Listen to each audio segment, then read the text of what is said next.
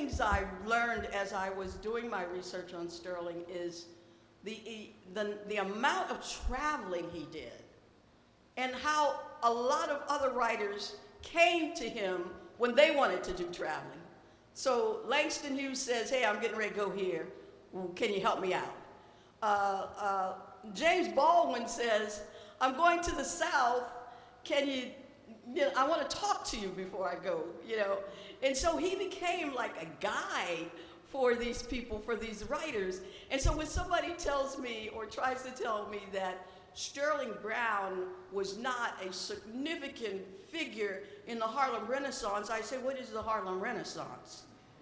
Where was that? How did that get started? Because we're talking about the new Negro movement, and Sterling was right, because right here in Washington, D.C. is where it all started, okay? And Sterling was in the center of it. So we don't pay too much attention to that.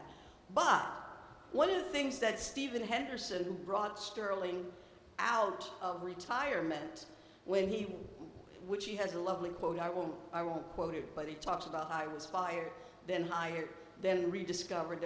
Really funny, the guy is really funny, okay, really funny. And so one of the things that Stephen Henderson says is that if Sterling Brown had done nothing but edited the new Negro Caravan, he would have been set in history for the rest of our lives. That is how significant that book is. And so we're using that title of that book to look at Sterling's journey as a writer, as a critic, as a professor, and as James mentioned, as an activist and a sociologist, cultural sociologist, everything. He was truly a Renaissance man. And so Terry Ellen Cross Davis is our moderator for this panel. And so I would like her to come up. When I met Terry, we were both working in journalism. She was the producer for the DC Politics Hour. I was some young upstart talking all the time like I'm doing now about politics in DC.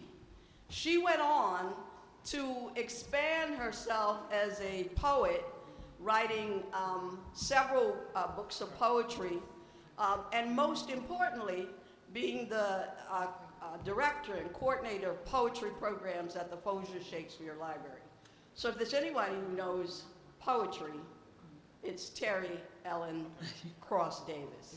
So I'd like to introduce her to begin our discussion more specifically about Sterling. Thank you very much.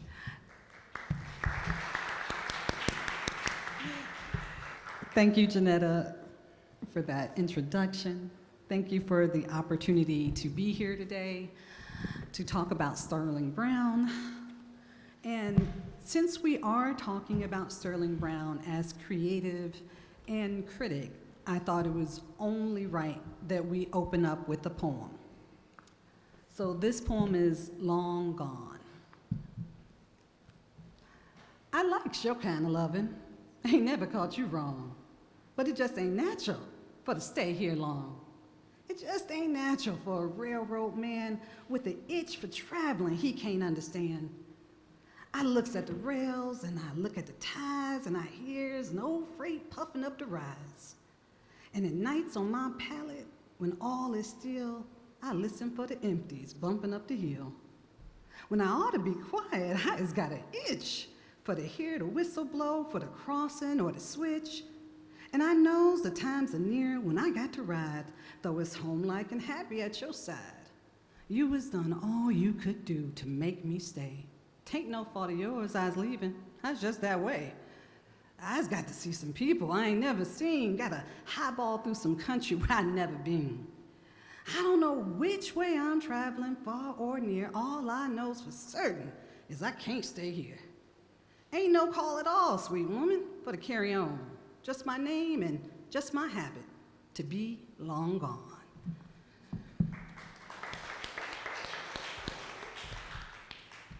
So I was so thankful for this opportunity to dive into Sterling Brown's work. There's so much that I found that was so incredible, and I'm so excited to be here with Dr. Joshua Myers and Keith Leonard, and just, I know what they bring to this table, so I want to jump in. And my first question is to both of you. I'll go with Keith and then Joshua. Tell us 2 to 3 events that shaped Sterling Brown as poet and critic, the one that we read today. So Keith and then Josh. Where do you want to start? Still morning?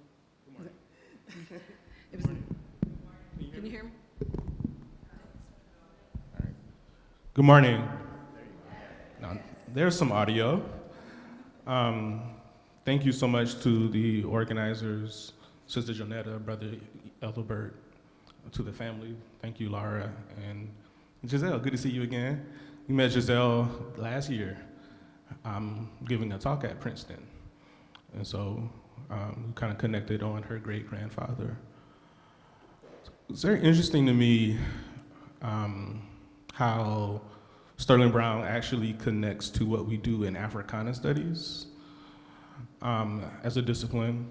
And for me, it's the way that the folklore informs the poetics, which informs the criticism. And it's really when he turns and goes south, southern, more southern than where we are now, and engages with the people that are really depicted in that postcard that you all have in your folder, that informs his orientation towards what is possible in the poetic tradition.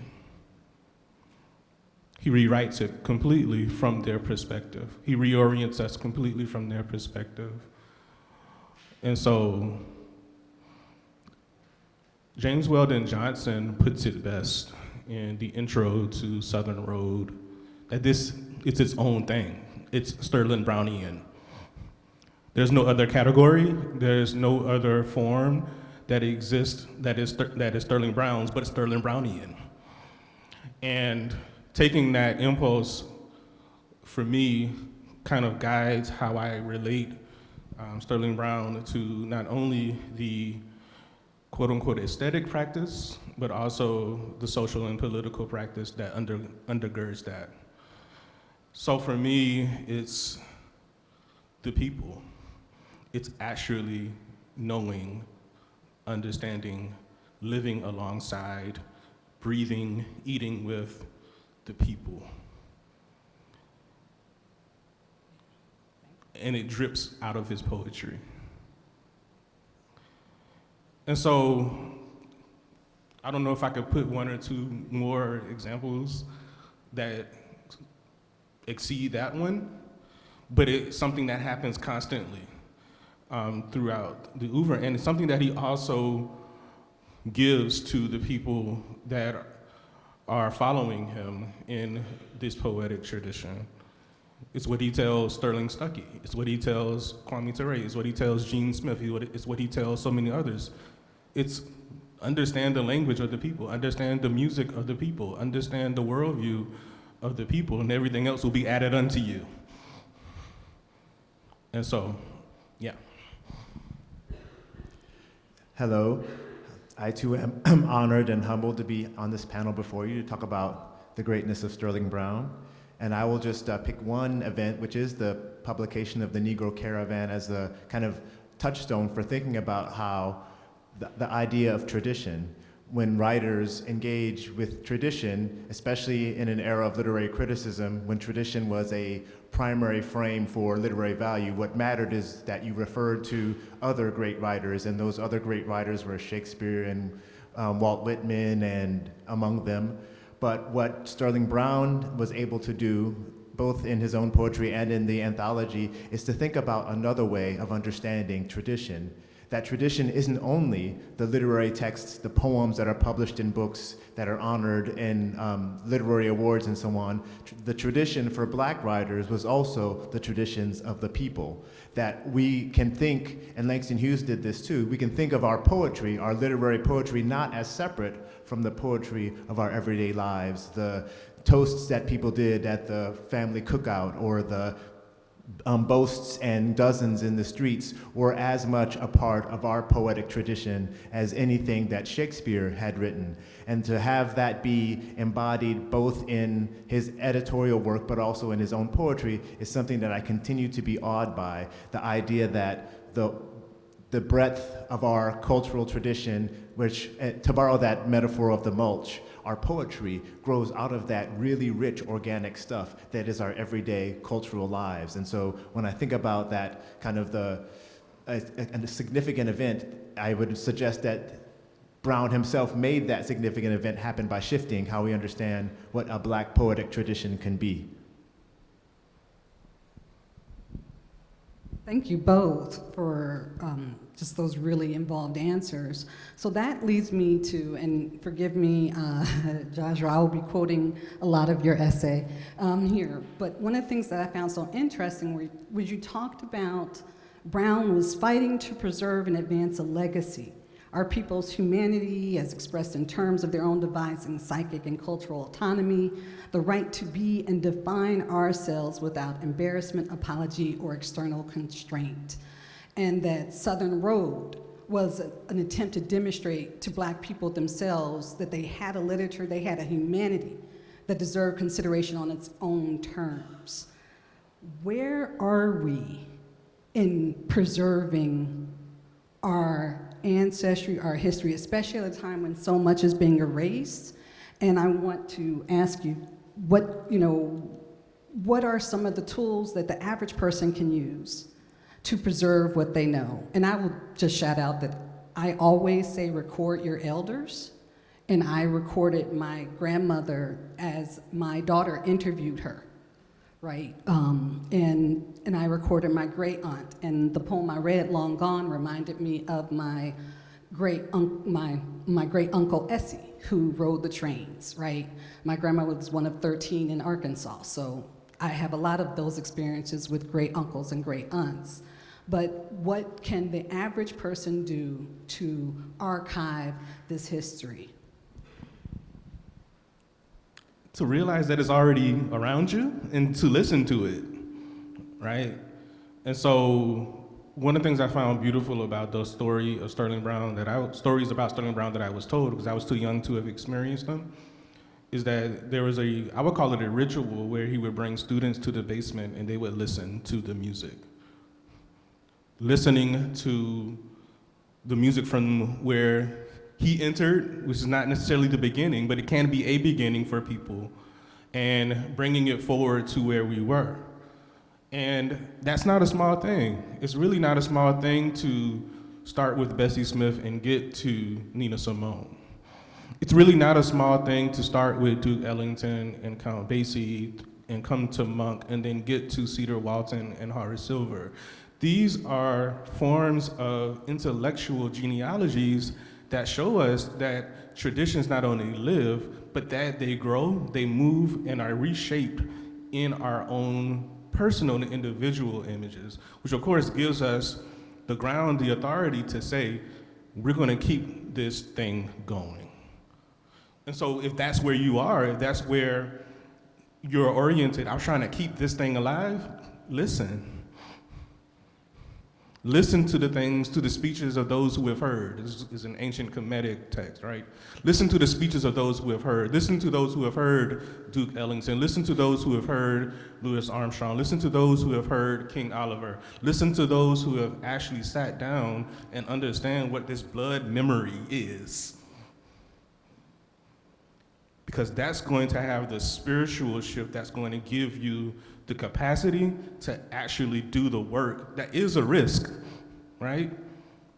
But that spiritual fortitude is going to give you the capacity to withstand any takers. And that's why Sterling Brown used to laugh at everybody, because he knew, and they didn't. And he wasn't trying to convince them. because he only needed us to know.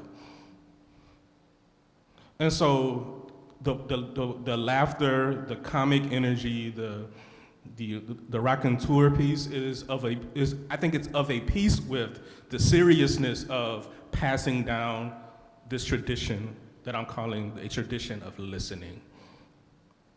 A.B. Spellman would tell me that he would often test newer entrants into his salon based on what they thought they knew, right?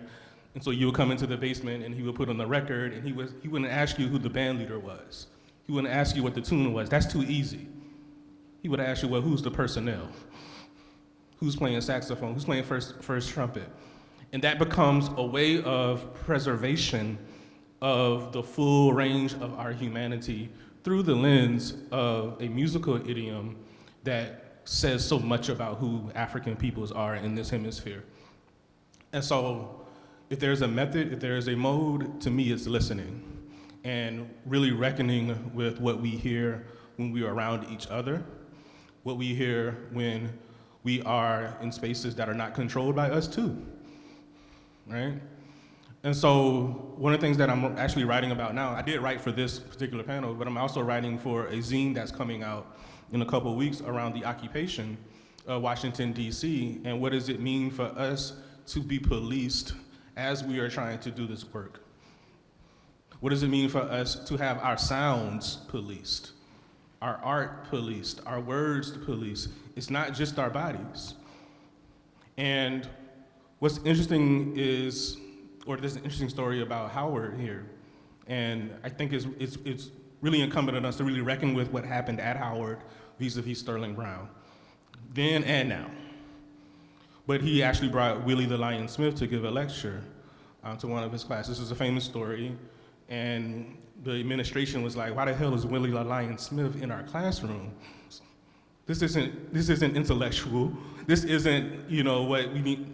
And the reality was, Sterling was saying, this is reality. Understand who Willie the Lion Smith was, not as a virtuoso artist, because he's that too, but also as someone who's lived a black life.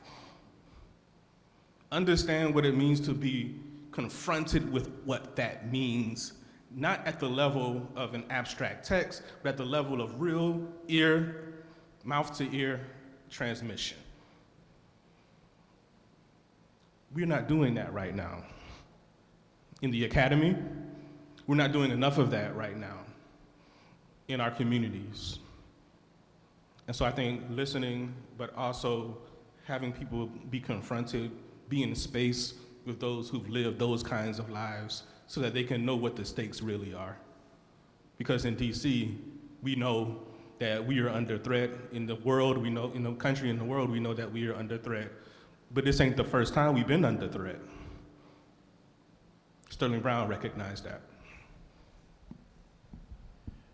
I will just add one little component to that because that's brilliantly said. I'm borrowing from the keynote lecture, the idea of black people as an academy, that Sterling Brown understood black people, the Academy of Black Folk. When I was chatting with Terry earlier this week, we had this exchange about the idea that Sterling Brown was a student of black people. And sometimes when we, as academics, are students of black people become an object of study. But for Sterling Brown, he was a student of black people because he was learning from them as he was recording. So that listening, it's important to do the listening, but it's important also to do the listening with the attitude that you are learning, you are taking in, not just because you are recording, you're in this position of authority, but they have something to share with you to help you grow and learn, that spiritual fortitude. So I just love that phrase. The black people, being a student of black people is learning from, not just learning about.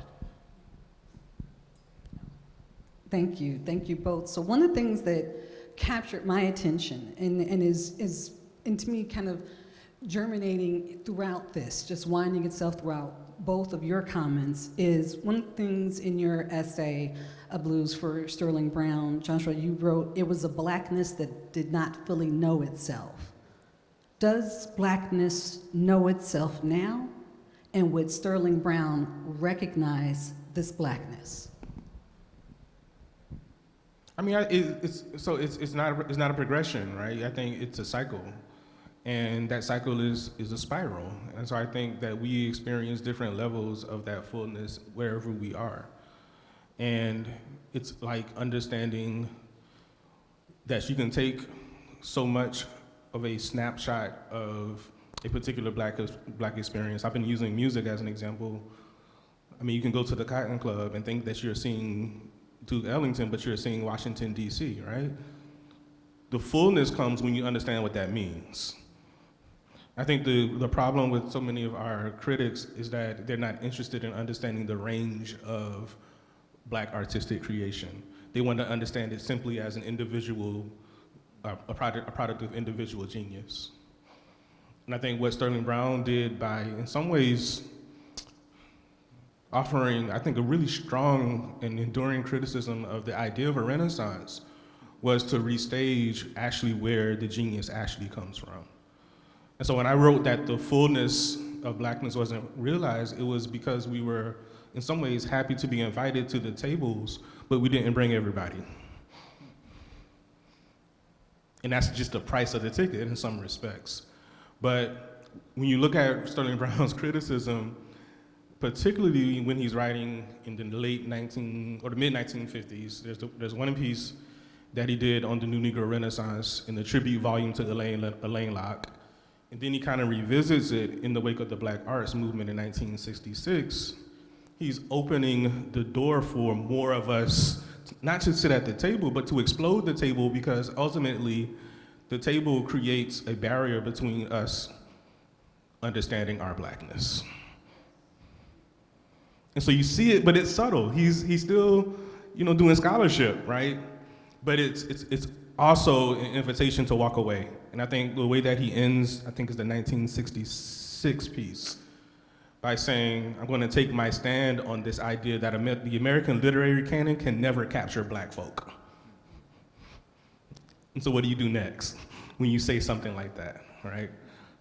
What do you still become a writer? Do you still become a poet? Or what other things must coincide with the work of the poet and the work of the musician and the work of the writer, right? And so I think that's ultimately where Brown was embracing this kind of full range of what black people are. You can't put it all in the poem, right? And even Louis Armstrong couldn't put it all in his horn. He came close, right?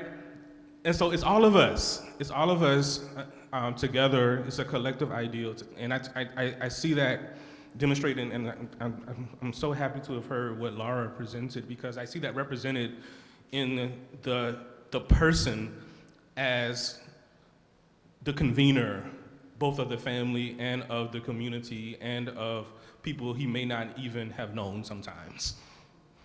They get invited too, right? And so I think that's something that kind of demonstrates what I was writing about in that piece, which, by the way, I actually delivered that talk at Williams in 2019. But that's what I'm referencing in the piece, that fullness of black people has to be fully realized, but it's continuously fully realized, right? There's never a point where we all have it all. It's a continuous process. All I will add is that I was thinking about the SAR literary audience, where Sterling Brown says that every great literature needs great readers, and he talks about all of the ways in which that table, to borrow the metaphor, wanting a seat at the table has us misread our own blackness or have anxieties about the representation of the fullness of that blackness. We know who's reading, and some of us will say, we don't want to see that portrayed in art, or we don't want to see that portrayed. We want those hip hop artists to stop using that word. And that anxiety that Brown saw when literary writers in the 20s and 30s were confronting that audience, we still have some of that anxiety. And actually, Terry and I were thinking about the fact that aside from this conference, Sterling Brown doesn't always get his due. So speaking of the fullness of blackness, when people think of the Harlem Renaissance or the New Negro Renaissance or folk poets, Sterling Brown's name doesn't come up as much. And we were trying to think about some of the reasons why, but one of the challenges seems to be that when we confront some of our expectations of how we want to be represented, we find ourselves leaving some people out. And that brilliant insight, when I reread that article, I was like, oh right, we're still wrestling with that anxiety about how we're presented. And so when we have that, as long as we have that anxiety, and Brown said it was a shame, and he understood that it was a shame. He wasn't critical of it. He understood why people felt that shame. But as we confront that shame, it will always be it will always be part of that cycle of the fullness and how we have access to it and maybe pull away from it because we are so worried about being policed as we pursue our own fullness. And to add to that fullness, one of the things that came to my mind was I felt, as a poet, going back and looking at Sterling Brown's work, and when I was in conversation with Keith earlier, I said it reminded me of Parliament. It was Sterling Brown did not want his funk stepped on, okay? He wanted to have everyone understand funk uncut with the way that he went back and found these stories. So that leads me, as we talk about fullness, as we talk about uncut, let's talk about social media. Because really, my question for you both is, as Blackness grows and evolves, right? It doesn't stay in one place, and we can't peg it in one place and just have it stay there. It has to grow. As it's growing and being, I would say, consumed by a global market, what is being missed? Are we getting the full versions of Blackness on Twitter? Because I refuse to call it X, I'm sorry. On Twitter and on Instagram and TikTok, as it's being consumed. And this also takes me to the idea of the white gaze, and that was also who was Sterling Brown writing for, and also who is consuming this information about Blackness now, and how is it being connected to history, or is history being cut off at the legs and Blackness is just presented as a very simple thing? I don't like social media. I'm on it, but I don't really like it. It's controlled by the same fascists that we're fighting in Washington, DC, right? And so I think the brilliance of creators are their capacity to hold that in one hand and also try to do something with it. I think our energy would be better spent probably walking away from all of that. But I don't know is the answer, because of all of those conditions that I just laid down. I left Twitter 2 years ago when Elon Musk bought it, and I have noticed that more people, the people who constituted Black Twitter, have also left. And so that's not the center of Black social media anymore. I don't know what that center is right now. Perhaps it's Instagram, perhaps it's TikTok, but it's, for me, never going to be my home base for the work that I see as extending through me from Sterling Brown, because it's not a place where we can actually be autonomous.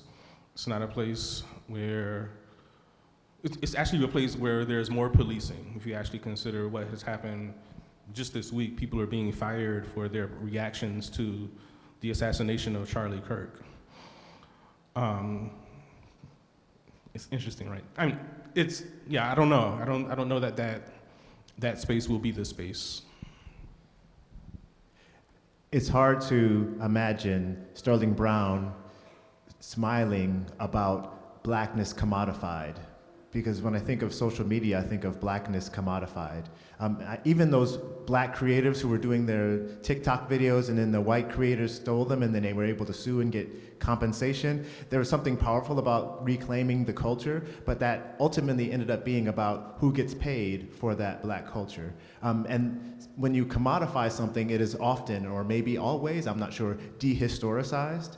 And so even as people are creatively trying to assert or represent or articulate their Blackness on those spaces, it's so easy to be disarticulated from the context that they're coming from, and I'm not even sure some of these young creatives know the history that they're touching on, even though they're touching on that history. So I can imagine if Brown had such a great sense of ironic humor, so he might have been smiling about it nonetheless, but that sense of being, if our fullness is tied so much to the heritage, to the broad breadth and depth of the community's culture, that mulch, then the social media is just pulling little strands of grass and then wrapping it up and selling it to you. And that can't be a place where Blackness can reach its fullness. I don't know where Black Twitter has gone, and there might be spaces that, because I've never been really much on social media, but as long as there's so much of a commodification going on, that won't be the place for us to find our fullness.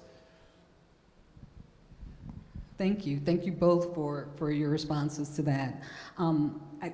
There are a few other places I still want to go, and I want to come to this idea you were talking about the particular essay, Josh, that you were looking at, and you were looking at it was a blues lyric, and then you were talking about the essay on jazz, on some straight notes on jazz. And one of the things I noticed in that essay was Sterling Brown was really adamant that like some elements of jazz was being lost, and I loved how he talked about the improvisation that happens in jazz and how like Duke Ellington's arrangements provided space for that improvisation. And then it just hit me as I was, again, there's a great funk documentary on PBS that I'm just totally recommending to everyone.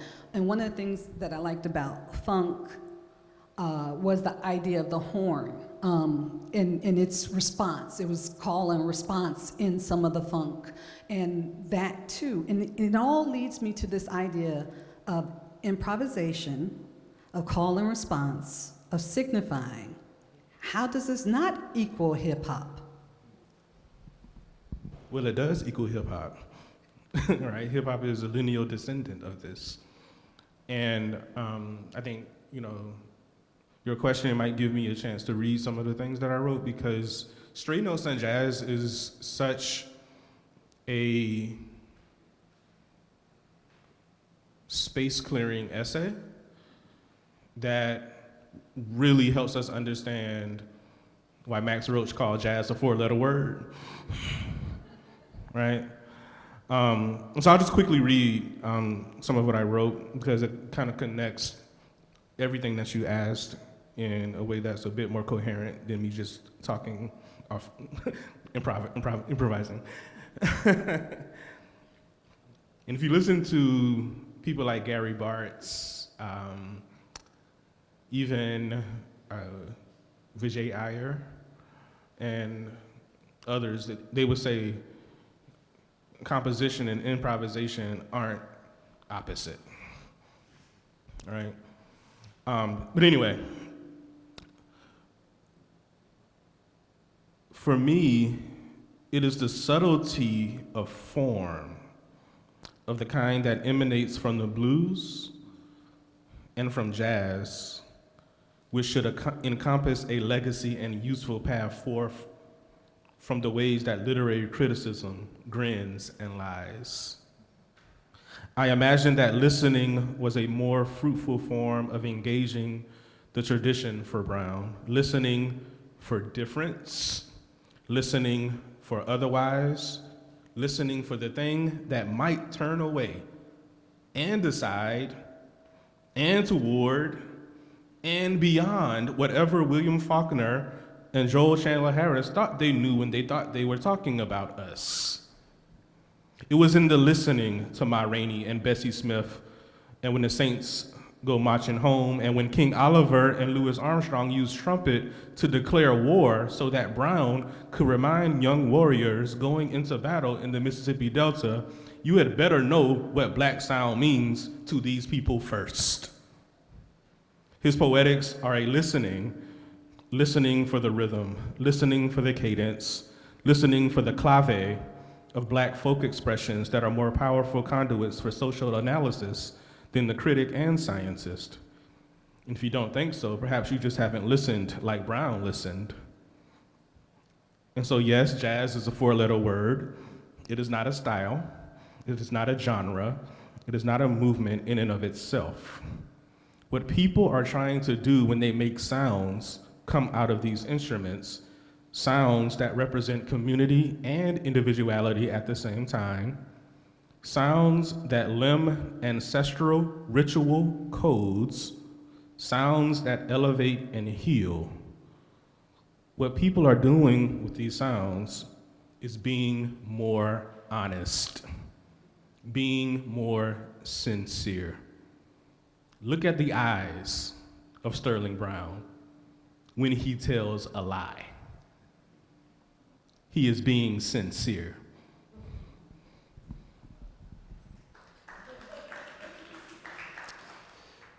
This is a poem called Mose.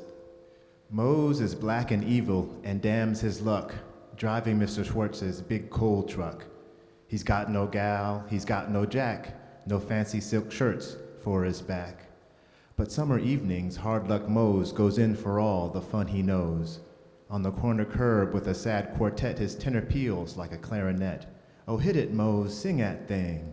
But Mose's mind goes wandering, and to the stars over the town floats from a good man way, way down, a song, soft song filled with the misery older than Mose will ever be. I love that poem for that spiritual source, that misery that he's singing, that's the heart of his song. He doesn't have the material goods, he's driving a truck that he doesn't want to drive, and all the fun he knows is finding that place where he can sing, where he can share that song. And part of what makes the blues so compelling, part of what allows funk to be the blues speeded up, as I think George Clinton called it, and how hip hop took over a similar function for many people, is it taps into that old misery that so many of us have experienced. We talk about the fullness of blackness, and the fullness that I tend to emphasize is our cultural self-assertion, but part of that fullness is, of course, the pain. And being able to tap into that misery and find a space in a community and have people singing, sing that thing, that's a very powerful sense. And then to have, at the end of that poem, that misery being older than Mose will ever be.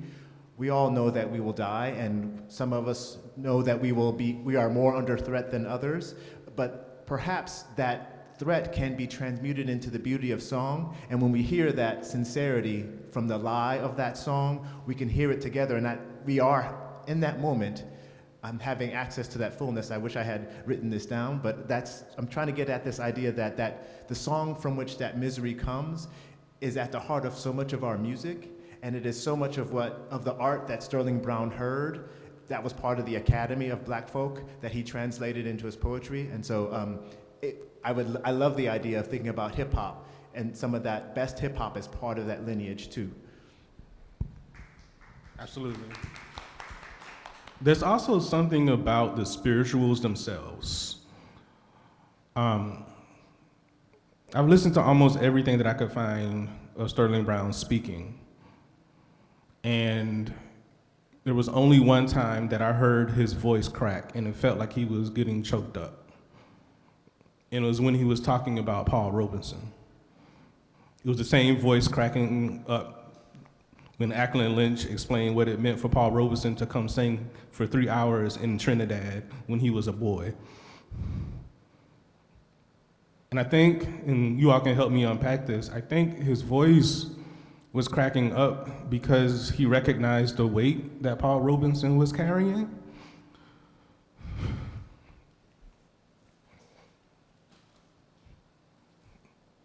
And the amount of repression that came along with that.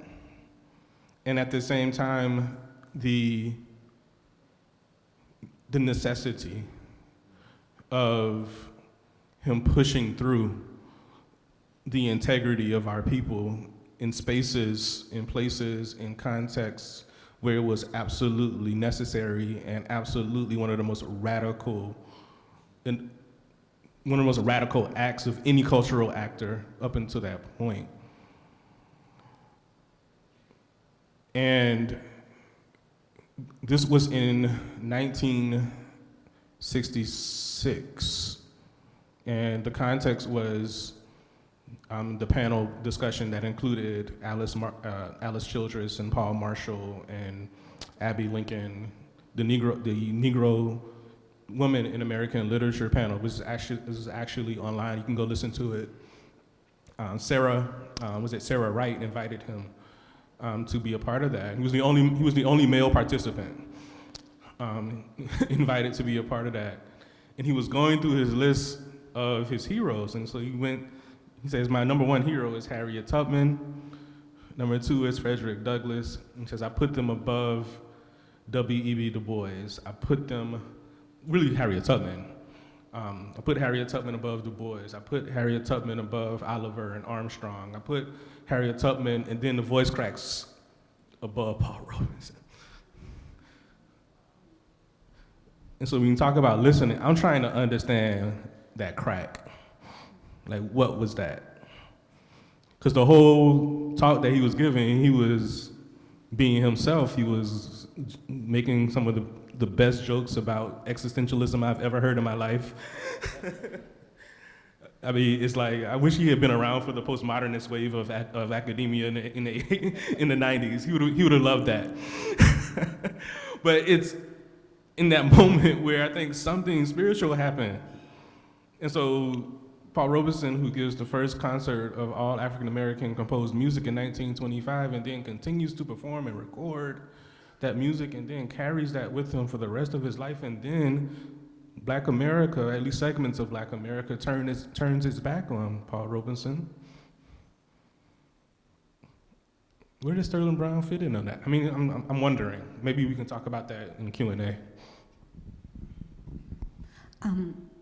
I would like to just throw out the word Afrofuturism and evolving Blackness, and I'm thinking also about the lies and the lies and the lies, right? And is that not part, like a nascent Afrofuturism? You're trying to create an alternative world or timeline where Blackness can be its full self. And so I just kind of want to throw that into the conversation, and then after that, I do want to come to one of the things that I thought was really interesting in what you'd written, Josh, was that Sterling Brown was almost set up. This was almost divine for him to be a poet and scholar. So I want to get to that too. But what I feel like is there are so many things that have happened as Blackness continues to evolve, and Afrofuturism is just one branch that I do feel like there's a connection to Sterling Brown. Do you feel that too?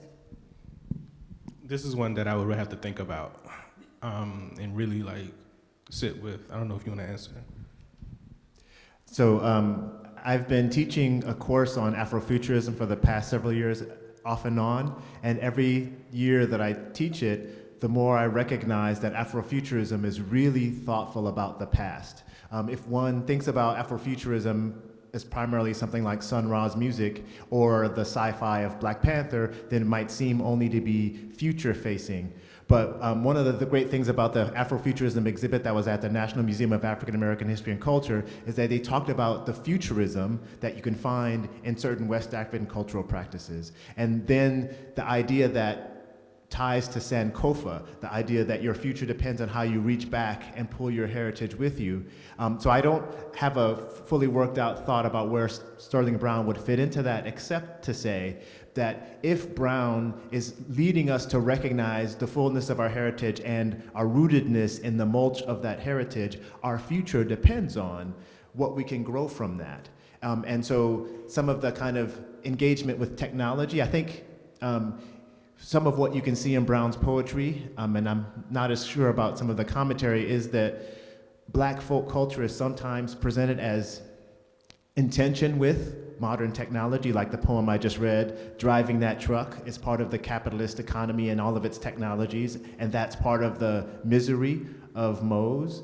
And so I don't know I haven't thought through how Sterling and Brown might understand the relationship between Black folk culture and technological advancement.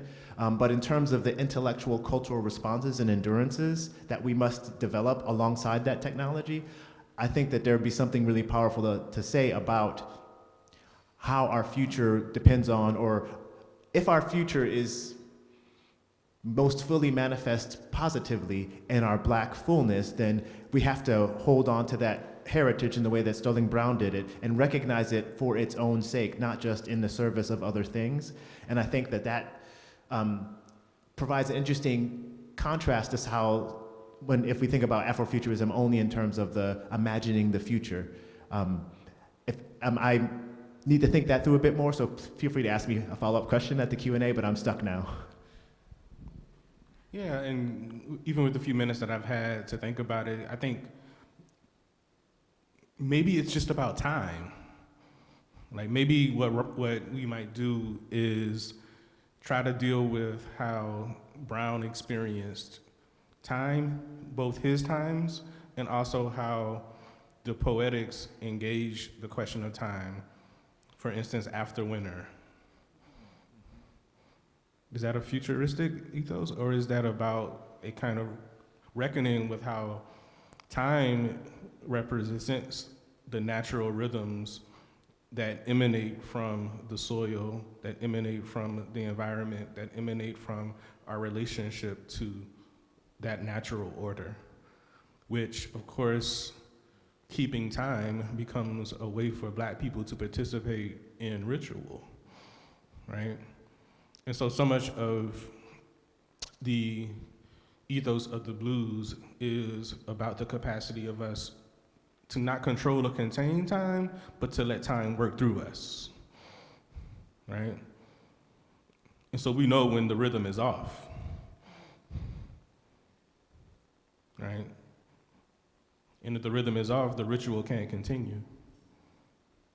And so I think that might be a way to connect Brown's work through how certain people may be thinking through an Afrofuturist ethos. I'll stop there. Yeah. The thinking about time helps me provide maybe a partial answer to that conundrum I confronted about Black folk culture and what I will now call capitalist time. The time of Black ritual linked to a certain set of rhythms of we don't want to romanticize too much the kind of rural folkways, but if that's a time that's on a different rhythm than the capitalist time, then investing ourselves in that Black folk ritual time is part of what Brown was trying to capture in some of those poems. The blues is part of that. We all know how the blues in those juke joints was, in fact, a ritual. It was also songs and concerts, but it was a kind of ritual. It was a communal ritual, and so that moment of time, or when the folks who were enslaved had the time to sing their spirituals, when they transformed Christianity into what they made of it, those ritual times are opposed to the capitalist time of the plantation, and that transformation of time is part of what Afrofuturism does too. So I really appreciate that insight. And so that idea of time takes me to the Nat ministry, right? And how we have to reclaim our time, right? And how we have to give ourselves leave, freedom, and a responsibility, right? To connect back to our culture and keep that alive. So as Brown was doing that with his poetry, making sure that so much of Black history was captured, so much of the cadence, so much of the language of the idioms, all of it. As he was doing that, what poets today are following up on Brown's, or standing on Brown's shoulders, or making sure that we stay connected to the culture as it exists now and as it continues to evolve? Who are our Sterling Browns of today? Wow. Yeah. It's okay, I'm always in trouble. I mean, I can't say nobody, right? I think it's certainly, if you say nobody, then we have to accept that Brown was outside of the tradition, right? Given what I just finished saying, there's a forthcoming collection called Ground Provision by the poet Shauna Morgan. And what Shauna is doing in that collection is reckoning with time, rhythm, sound, but in the process of producing from the land. And so for those who may not be familiar, the plot or the ground provision was the place where enslaved people were able to grow the things that they actually wanted to eat. Sometimes it was given to them by the plantation class. Sometimes these ground provisions were spaces where we had to steal away to. Sometimes they were in the woods. Sometimes they were beyond the gaze of the plantation. But what it represented was the capacity of us to go against capitalist time and to create benefits for ourselves in the face of a system that tried to negate us. And what Shauna does in this collection is it's not even an analogy because she grows things herself, right? As she's writing these poems. But she is able to show that that's the pattern, in fact, one of the most consistent patterns of Black livingness that we can find across the entire diaspora. We're gonna have a patch of land. Whether you gotta take it or appropriate it, we're gonna grow something, and we're gonna use what we grow to fortify the lives that we actually want. And that makes me think about after winter. It makes me think about the peasant class that Sterling Brown engages in Virginia. It makes me think about those people who had nothing but literally had everything. Like my own grandmother who was impoverished, who never went hungry. Why? Because I could grow, and I could fish, and I could make this stretch, and I can deal with the vicissitudes of American capitalism on my own terms. And we might not have everything, but we're not gonna go hungry. It's hard to compare with the full range of what Brown did, but in terms of some of the ways in which a poet is invested in Black language and the play with Black language, a couple of people come to mind. One is Evie Shockley in her recent book, Suddenly We, who has a remarkable ear for puns and uses the ways in which Black people pun in our day-to-day lives to imagine what a community can be. I think a lot about what Harriet Mullen did in a book like Muse and Drudge. She's done other things more recently, but that book, Muse and Drudge, is very much about listening to Black cultural voices and playing with the language and bringing that language back. It revolves in part around the representation of the blues woman and all of the ways in which Black women have been vilified and celebrated in sexist and also in affirming ways, and the language of that she listens to. I'm also thinking of, for DC, the late poet Thomas Sayers Ellis and his Maverick Room, listening to the language of the DC go-go scene and the ways in which funk was part of that culture. So those are some names that come to mind in terms of the idea that our language is the source of poetic language, and that by tapping into that poetic language, we imagine ourselves as poets part of a tradition and a community and a culture going all the way back to Brown and before. Oh, yeah. I almost forgot, there's this poet named Terry Ellen Cross Davis, I think.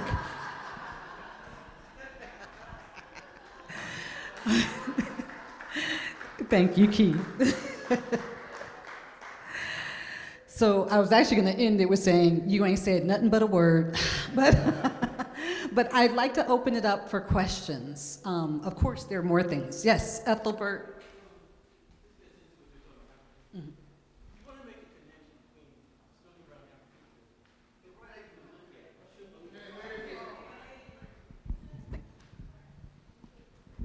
I said if you wanted to make a connection between Sterling Brown and Afrofuturism, and when looking at a poet, it would be Amazu Bolton, who worked with the Institute for Arts and Humanities, okay? When I met Amazu Bolton in 1974, he was writing science fiction poetry, okay? When we were organizing some of the writers' conferences, it was Amazu Bolton and myself pushing for Samuel Delaney to be invited to one of the writers' conferences. That was not done. But what happens, I think, is that when you look at Amazu Bolton, he's almost written out of history, literary history, and that's sad because, you know, I think maybe, I don't know if Amber's here. His daughter's going to, oh yeah, there's Amazu Bolton's daughter, right there, you know, who came all the way up from New Orleans, okay? And I think it's very important, and this is why we have these conferences, because what happens is that people get left out. You know, I was talking to Jonetta, said, what do we do next? I said, well, maybe Owen Dotson or Frank Marshall Davis or somebody like that has not gotten that full attention. And I think that's important. But the thing about Afrofuturism, I'm glad you mentioned it, it's not just somebody listening to Sun Ra albums, you know? Right. You know, I got into it through the Black Fire anthology, Henry Dumas, the short story that's in there, Fawn, which was interesting because then you look at who was writing some of the liner notes for some of the Sun Ra albums, and that was Henry Dumas. And then you get into looking at Afrofuturism, in terms of Leroy Jones and Mary Baraka. And then Baraka says things like, he stole Toni Morrison as a science fiction writer because she had characters with no navels. You know, I have no navel. Just a story. Just a very quick couple of comments. One about this issue of technology and Sterling Brown. Ain't no hammer strike like mine, baby. Strike like mine. That hammer is a technology. It was not something that was made by Black Americans. It was something they were forced to use. But what did they do with it? They struck like no hammer strikes like mine. TikTok, all of this, I think we have to consider the contemporary poets. Our voices take that technology. Our spirit takes it another place. The other comment is on Paul Robeson. I have not read the FBI files. I just found that reference. I think they're like 59 pages or so. And again, this is online, and there may be people here much more familiar with this than I am. I have just recently, in the last weeks, come across that index. But there is a line in one of the FBI references of a potential break between Sterling and Paul Robeson. And they have a comment. Now you'll have to assess this. They have a comment where Sterling is saying something like, well, if I had known that he stood for this, who knows what the context of that was, but I would ask you to go and take a look at that.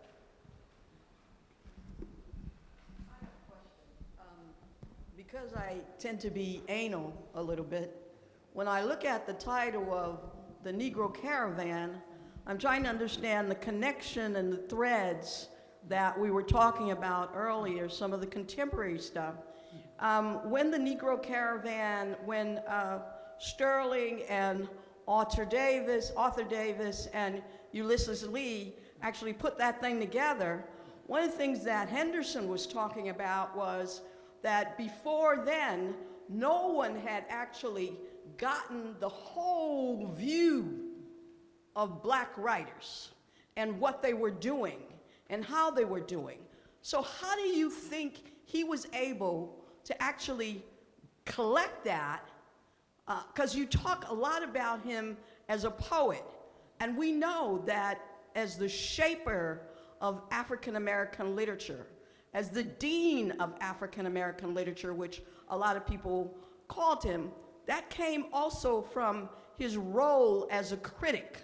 How do you think he would assess, how do you think he assessed those writers that he included in the Negro Caravan, and how do you think he might assess what is being created now?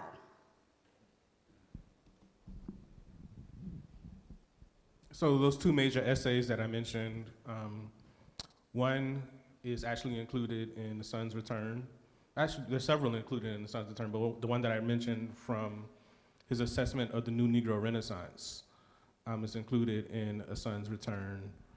And he puts it into the context of US literature and the kind of, the sentimental school and the minstrel school and so on and so forth.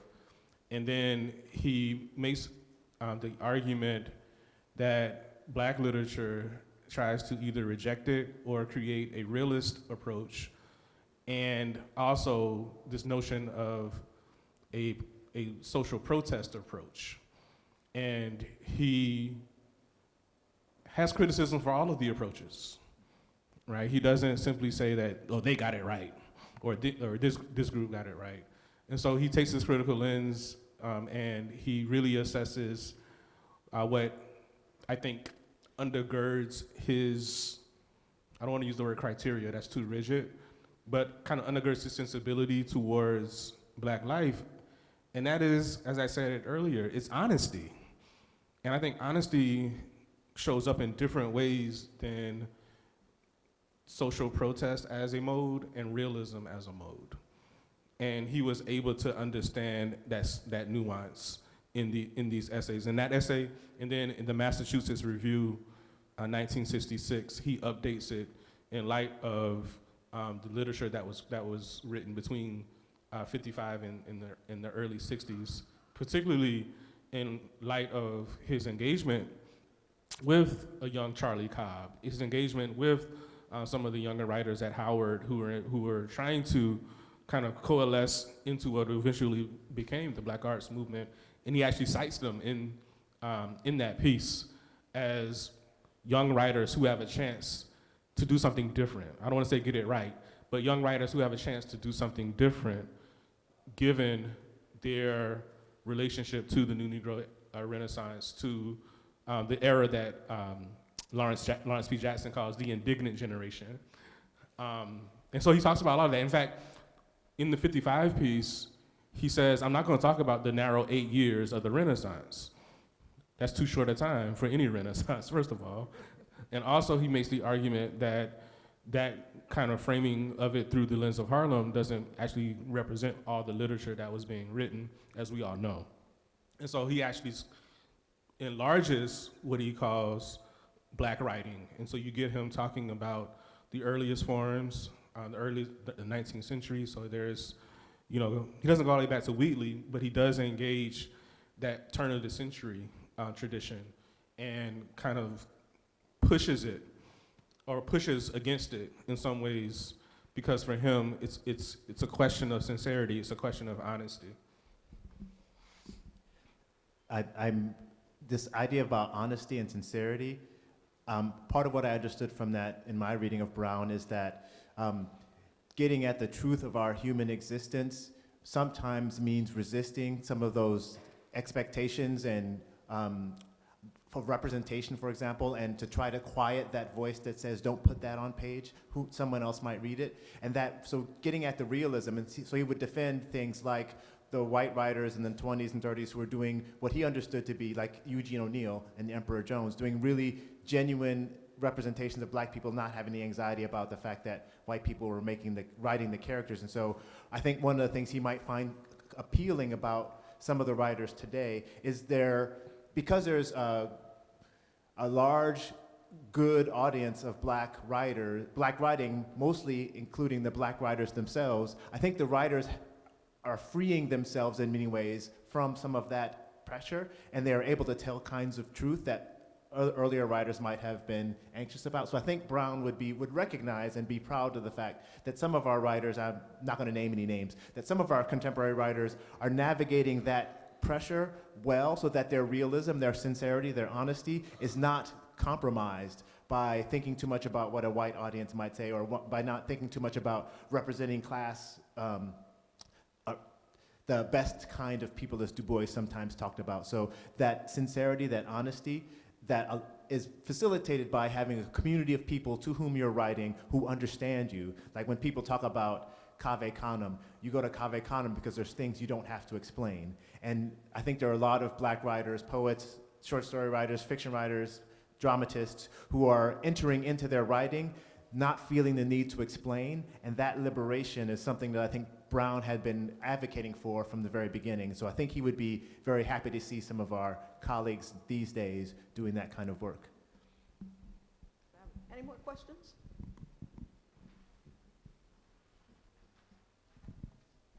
I have a question, and bear with me. This is kind of a two-part question.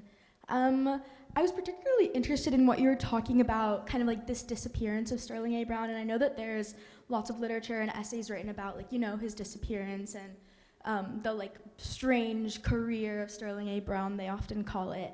But I'm thinking about what you were saying about the honesty and closeness that he used in his writings, particularly this concept of kind of like listening as a way of knowledge and, transcending that. And my question is, with the disappearance of Sterling A. Brown, how do you think Black intellectualism has been commodified and dehistoricized? And how do you think that kind of then Sterling Brown has then kind of been pushed to the radar in, public conversation of Black writers, when there are others who kind of appeal more to white audiences that are commodified because of this? If you see where I'm going with this. And then my second question is, how then does one enter the academy that is so highly policed and so highly, policed by this like white audience and white structures with the same ideals that Sterling A. Brown has said throughout his career. Yeah, how does one kind of grapple with existing within that, you know, and like doing the work that you were talking about? So a two-part question. I think it's actually good that he's harder to commodify or harder to incorporate into a canon, because I don't think that putting more of us into the canon actually gets to the honesty that we're trying to get to. And at the same time, where then does the work happen? Which gets to the second part of your question. I would be more excited to bring Sterling Brown to the people beyond the academy, right? I would be more excited to do community readings, to community study groups, to in fact think about what it looks like for us to canonize ourselves. If we gotta canonize anybody. If anybody has to canonize, we should canonize ourselves. Which, of course, does not mean that we ignore what's happening in the academy. I'm still gonna work at Howard, right? For now.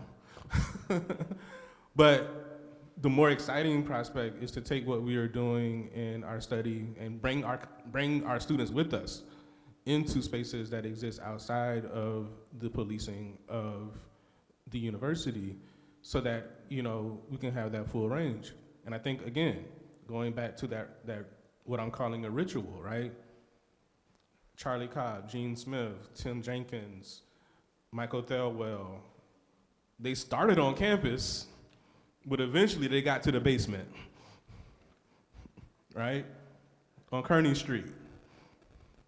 And so I think that that's the same trajectory that we have to do, because it was that basement experience that opened them up to Mississippi, opened them up to Alabama, opened them up to the kind of organizing that they would then do that have fundamentally reshaped the United States, right?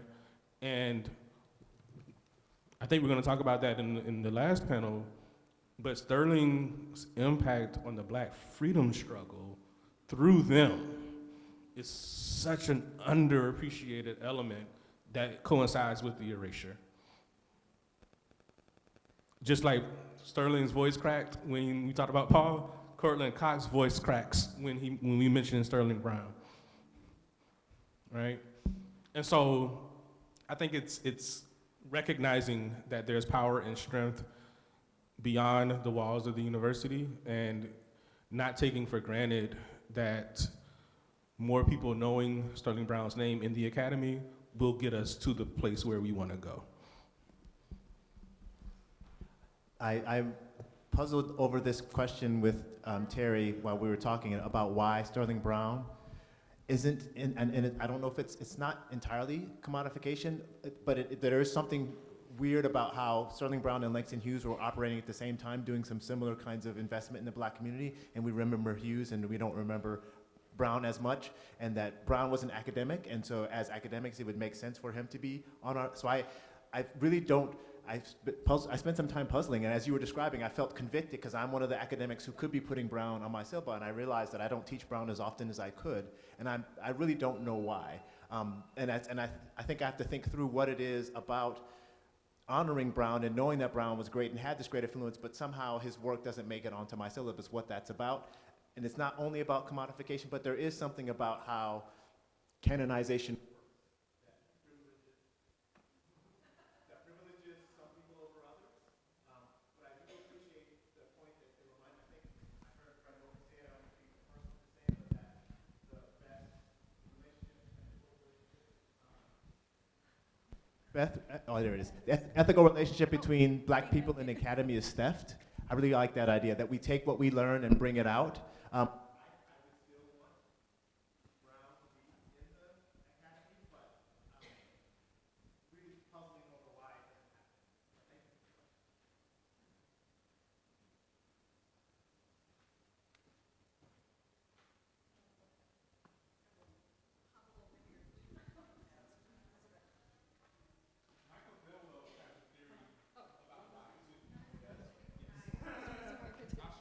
Thank you. Okay, so originally this panel was to include the poet Cornelius Eady, who's one of the founders of Cave Canem, and Cornelius couldn't make it today, but there's a poem of his, Gratitude, that I think has a little bit of insight to your answer.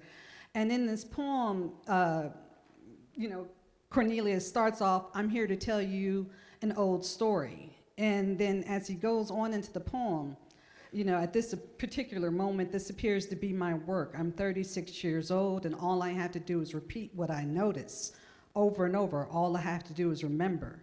And to the famous poet who thinks literature holds no small music's love.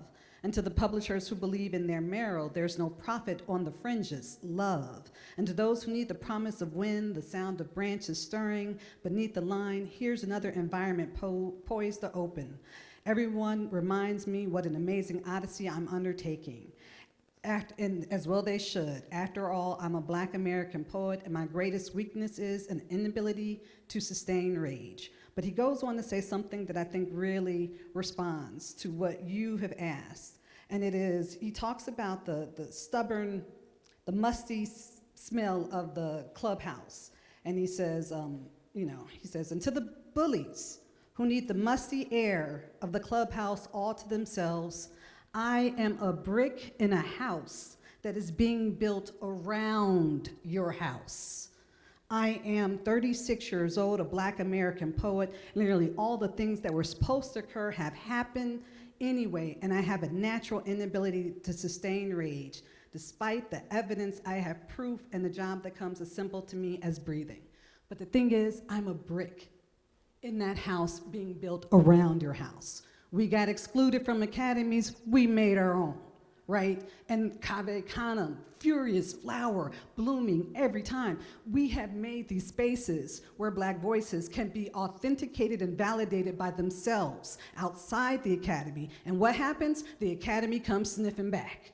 So just know that.